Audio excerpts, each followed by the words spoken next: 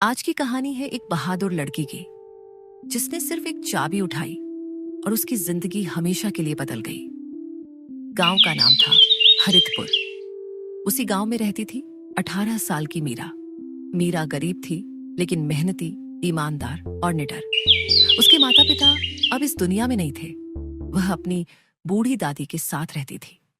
मेरा बेटा, आज जंगल मत जाना। क्यों दादी? आज पूर्णिमा की रात है। आज जंगल बदल जाता है। दादी, ये सब पुरानी बातें हैं। जंगल कोई भूतों का घर नहीं। बेटी, कुछ बातें किताबों में नहीं, समय सिखाता है। अगर जंगल के बीच पुराना बरगद दिखे तो उसके पास कभी मत जाना। दादी, मैं जल्दी लौट आऊंगी, आप चिंता मत करो। दादी उसकी ओर देखती रहती है।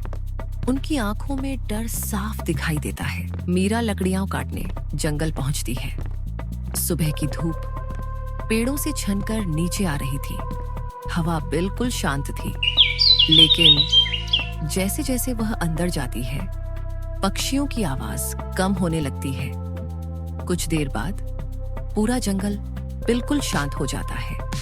अजीब बात है, इतनी शांति। अचानक झाड़ियों में कुछ हिलता है। कौन है? कोई जवाब नहीं। मीरा धीरे धीरे आगे बढ़ती है। उसे एक छोटा हिरण दिखाई देता है। उसके पैर में कांटा लगा था। अरे, तुम तो घायल हो। डरो मत, मैं तुम्हारी मदद करूंगी। मीरा धीरे से कांटा निकाल देती है। हिरण उसकी तरफ देखता है, जैसे उसे धन्यवाद कह रहा हो। फिर अचानक वह दौड़ने लगता है, लेकिन हर थोड़ी दूर जाकर रुक जाता है। फिर पीछे मुड़कर मीरा को देखता है। क्या तुम चाहते हो मैं तुम्हारे पीछे आऊं? हिरण फिर दौड़ता है। मीरा उसके पीछे चल पड़ती है। कुछ देर बाद हिरण एक विशाल बरगद के पेड़ के सामने रुक जाता है। उसी बरगद के बारे में दादी ने मना किया था। अचानक तेज हवा चलने लगती है। पेड़ों की शाखाएं हिलने लगती हैं। आसमान पर बादल छा जाते हैं। हिरण गायब हो जाता है। अरे, कहाँ गया? तभी मीरा का पैर किसी धातु की चीज से टकराता है। वह नीचे झुकती है, मिट्टी हटाती है और उसे एक पुरानी सुनहरी चाबी दिखाई देती है। चाबी पर अजीब निशान बने थे। बीच में नीले रंग का चमकता हुआ पत्थर जड़ा था। वाह, इतनी पुरानी चाबी यहाँ कैसे आई? जैसे ही वह चाबी उठाती है, पूरे जंगल में एक अजीब सी गूंज फैल जाती है। धड़ाम। दूर कहीं धरती कांपती है।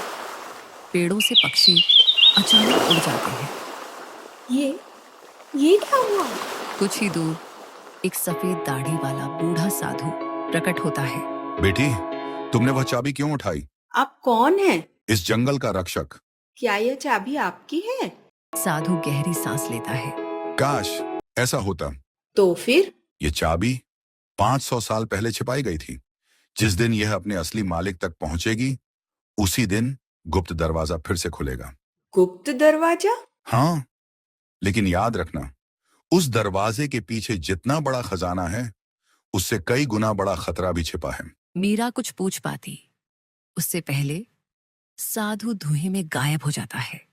ये सपना था? लेकिन उसके हाथ में चाबी अब भी थी, और उसका नीला पत्थर पहले से ज्यादा तेज चमक रहा था। उसी समय जंगल के दूसरी ओर काले कपड़े पहने 3 रहस्यमयी लोग दूर से मीरा को देख रहे थे। आखिर चाबी मिल ही गई। अब दरवाजा खुलने में ज्यादा समय नहीं बचेगा।